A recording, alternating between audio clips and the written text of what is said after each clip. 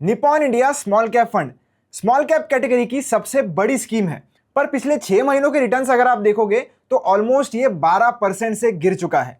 तो ऐसे market conditions में आपको क्या करना चाहिए? आपको इसे सेल कर देना चाहिए, आपको इसमें और इन्वेस्टमेंट करनी चाहिए, या अगर आप इसमें एसआईपी करते हो तो क्या आपको इसे कंटिन्यू रखना चाहिए या एसआईपी को स्टॉप कर देना चाहिए? आज हम इस स्कीम के बारे में डिटेल में एनालिसिस करेंगे, काफी सारे फैक्टर्स को समझेंगे और फिर डिसाइड करेंगे कि आने वाले टाइम में इसके लिए हम क्या स्ट्रेटेजी बना सकते हैं।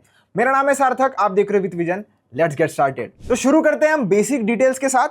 मिनिमम इन्वेस्टमेंट अगर आपको इस स्कीम में करनी है तो 5,000 रुपए से आप कर सकते हो। मिनिमम एसआईपी अगर आप करना चाहते हो तो 100 रुपीज से आप कर सकते हो।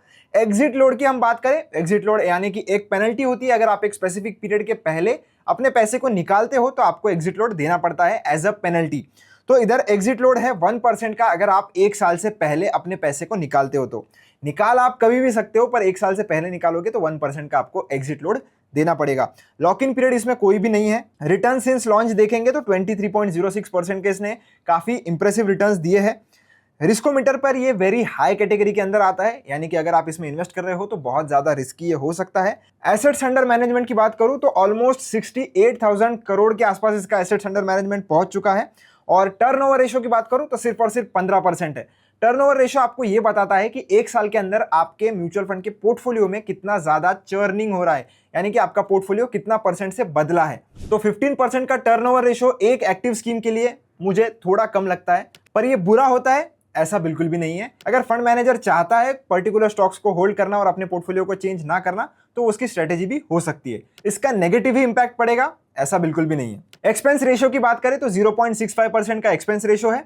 कैटेगरी के हिसाब से ये एक ठीक ठाक एक्सपेंस रेशियो है, ज्यादा कम भी नहीं है और बहुत ज्यादा भी नहीं है। तो ये एक्सपेंस रेशियो एक मिड लेवल में आता है इस कैटेगरी के अंदर। पास्ट रिटर्न्स की अगर हम बात करें तो पिछले 6 महीनों में ऑलमोस्ट 12% के आसपास नेगेटिव रिटर्न्स इसने दिए हैं। पिछले 1 साल में 2.54% के पॉजिटिव रिटर्न, पिछले 3 सालों में 20% से ज्यादा रिटर्न, पिछले 5 सालों में 22% का CAGR और 7 सालों में अगर आप देखोगे तो ऑलमोस्ट 22% का CAGR इसने दिया है। और अगर आप इसको इसके बेंचमार्क के साथ भी कंपेयर करोगे तो पिछले 6 महीनों में इसका जो बेंचमार्क है वो 16% से भी ज्यादा गिरा था, वहीं पर ये फंड सिर्फ और सिर्फ 12% के आसपास गिरा है। तो नो डाउट अगर आप इसको हर एक टाइम फ्रेम में भी कंपेयर करके देखोगे तो इसने अपने बेंचमार्क को आउट परफॉर्म किया है, जो कि बहुत ही अच्छी बात है इस स्कीम के लिए। और खास करके जब मार्केट्स प्रेशर में थे, मार्केट डाउन ट्रेंड में थे, तब भी ये fund compare to its benchmark कम गिरा है।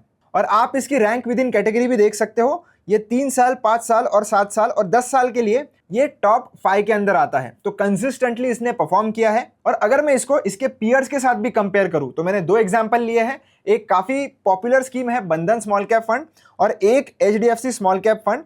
तो इनको मैंने कंपेयर किया है, आप ग्राफ देख सकते हो। NAV मूवमेंट का ग्राफ इधर मैंने लिया है। Nippon India small cap blue colour में है, जो ग्रीन कलर में लाइन दिख रही है वो आपको बेंचमार्क की देखने के लिए मिल रही है, और जो पर्पल शेड में है वो बंधन स्मॉल कैप की है, और जो येलोइश शेड में है वो HDFC स्मॉल कैप की है। तो सबसे ऊपर आपको मोस्टली बंधन स्मॉल कैप दिखाई दे रहा होगा ऑलमोस्ट 24 जुलाई के बाद में। उसके पहले निपॉन इंडिया स्मॉल कैप आगे चल रहा था। पर अगर आप अभी भी देखोगे तो बहुत क्लोज टू क्लोज या नेक टू नेक इनके रिटर्न्स है। ऐसा नहीं है कि बंधन स्मॉल कैप इसको बहुत ज्यादा आउट परफॉर्म कर रहा है। तो रिटर्न्स के मामले में अगर आप देखोगे तो बंधन स्मॉल कैप और Nippon India small cap almost similar चल रहे हैं, और HDFC स्मॉल कैप इनको थोड़ा अंडर परफॉर्म कर रहा है। पर अगर आप इनके रिटर्न्स बेंचमार्क इंडेक्स से कंपेयर करोगे तो ये बहुत ही अच्छी तरीके से अपने बेंचमार्क को बीट कर रहे हैं, जो कि बहुत ही अच्छी बात है। Moving to the next point, अगर हम इनके रिस्क रेशियोज को एनालाइज करें तो हमें यह देखने के लिए मिलता है कि स्टैंडर्ड डिविएशन इसका अपने कैटेगरी से कम है, यानी कि ये फंड बहुत ज्यादा वॉलेटाइल भी नहीं है। शार्प रेशो वो भी कैटेगरी से ज्यादा अच्छा है, मतलब ये आपको बताता है कि कितने बेटर रिस्क एडजस्टेड रिटर्न्स इसने दिए हैं। तो कैटेगरी से अच्छा है, मतलब बेटर रिस्क एडजस्टेड रिटर्न्स ये फंड दे रहा है। शॉर्टिनो रेशो भी अगर आप देखोगे तो कैटेगरी एवरेज से अच्छा है, और अल्फा भी अगर आप देखोगे तो 3.50 का अल्फा आपको देखने के लिए मिल रहा है, और ये भी कैटेगरी एवरेज से ज्यादा है। तो अक्रॉस कैटेगरी ये फंड बहुत ही अच्छा परफॉर्म कर रहा है और बहुत ही कंसिस्टेंटली परफॉर्म कर रहा है। अगर हम रिस्क रेशियोज को भी ध्यान में रखें तो वो भी काफी इंप्रेसिव मुझे लगे।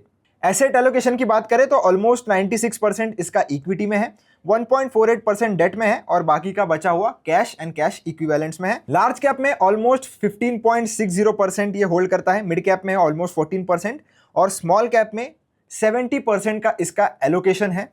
तो मोस्टली ये एक स्मॉल कैप स्कीम है और इसका मोस्ट ऑफ द जो पोर्टफोलियो है वो स्मॉल कैप स्टॉक्स में ही देखोगे। तो ये फंड अभी फिलहाल के हिसाब से लार्ज और मिड कैप में ऑलमोस्ट सिमिलर एलोकेशन जो है वो रखता है, और बचा हुआ जो मेजॉरिटी चंक है वो स्मॉल कैप स्टॉक्स में है। अगर आप इस फंड की इन्वेस्टिंग स्टाइल देखोगे तो जो भी small cap companies growth show कर रही है उनमें ये पैसा लगाना प्रेफर करते हैं। नंबर ऑफ स्टॉक्स इस स्कीम में 244 है, यानी कि ये स्कीम 244 स्टॉक्स के अंदर इन्वेस्ट करती है। टॉप 10 स्टॉक्स के अंदर जो कॉन्सेंट्रेशन है वो भी 15% के आसपास है, जो कि मुझे काफ़ी ज़्यादा रीजनेबल लगा। और टॉप 5 स्टॉक्स में अगर आप देखोगे तो 10% का एलोकेशन है, पर टॉप 3 सेक्टर्स में अगर आप देखोगे तो मोर देन 50% का एलोकेशन है। पर ओवरऑल ये स्टैट्स जो है वो काफ़ी ज़्यादा बैलेंस्ड है। नेक्स्ट हम इसके रोलिंग रिटर्न्स भी देख लेते हैं। रोलिंग रिटर्न्स हमें ये बताता है कि कितना कंसिस्टेंटली ये फंड परफॉर्म करता हुआ आ रहा है। तो अगर हम इसको कैटेगरी के साथ कंपेयर करें तो आपको क्लियरली देखने के लिए मिल रहा है कि पिछले 5 सालों में मैंने जो है वो डेटा लिया है और 3 साल के रोलिंग रिटर्न्स को मैंने कंपेयर किया है। कंप्लीटली इसने अपने बेंचमार्क इंडेक्स को आउट परफॉर्म किया है। वॉलेटिलिटी फैक्टर का भी मैं अगर बात करूं तो इन्वेस्टमेंट में अपसाइड कैप्चर रेशो और डाउनसाइड कैप्चर रेशो, ये 2 रेशो हमें देखने होते हैं।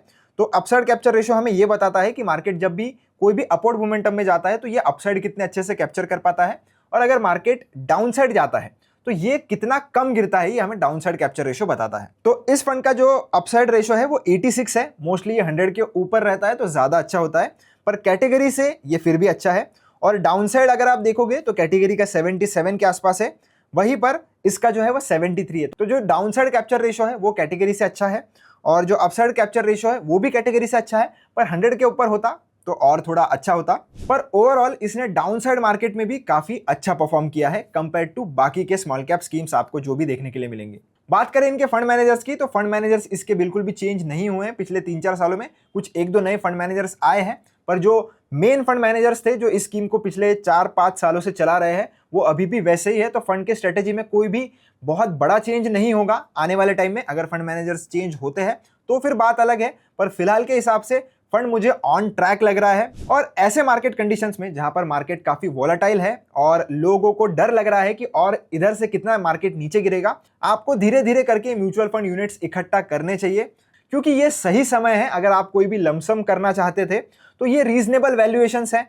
हाँ, इससे भी ज्यादा मार्केट गिर सकता है, उसकी भी पॉसिबिलिटी है। तो इकट्ठा आपको पैसा नहीं लगाना है, आप धीरे धीरे करके लगा सकते हो, पर डेफिनेटली ये टाइम बेचने का बिल्कुल भी नहीं है। अगर आप इस म्यूचुअल फंड स्कीम में पिछले 5 से 6 सालों से इन्वेस्ट करते हुए आ रहे हो तो नो डाउट आपको अपनी SIPs कंटिन्यू रखनी चाहिए। ये स्कीम काफी अच्छी परफॉर्म कर रही है, और जिन लोगों को इसमें नई SIP शुरू करनी है उनके लिए भी ये काफी अच्छा समय हो सकता है। अगर आपको कोई भी डाउट है तो आप अपने फाइनेंशियल एडवाइजर से जरूर कंसल्ट कर लेना। मैंने जो भी बोला है वो एक पर्सनल ओपिनियन है और एजुकेशनल पर्पज से बोला है। अगर आपको वीडियो से रिलेटेड कोई भी डाउट या क्वेश्चन है तो आप मुझे कमेंट सेक्शन में जरूर पूछ सकते हो। अगर वीडियो अच्छा लगा हो तो चैनल को सब्सक्राइब जरूर कर देना, वीडियो को लाइक जरूर कर देना। मिलता हूं आपसे एक ऐसी इंटरेस्टिंग वीडियो में। धन्यवाद।